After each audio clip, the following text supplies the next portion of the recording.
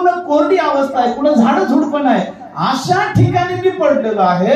आणि आता त्या तिथं मला काय गरज आहे? विशेषतः पाहिलं तर माणसाला पाण्याची गरज आहे. वाळवंटात तुम्ही पडले, दिवसभर पडले, तुम्हाला बेशुद्ध होते, आणि जागे झाल्यानंतर तुम्ही काय शोधणार? इकडे तिकडे काय शोधणार? पाणी.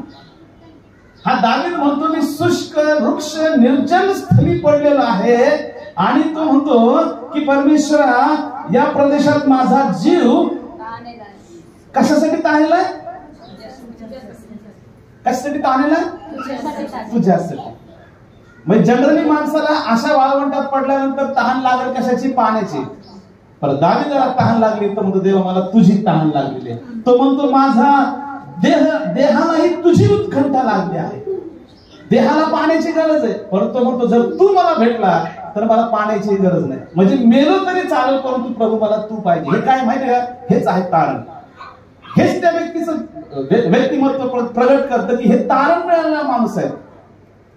नाही एखादा व्यक्ती वाळवंटात काय म्हणते, देवा तू काय होतो मला भेट नको भेटू, काय असेल ते बघ, मला तारण देऊ नको, पण मला पहिलं तारण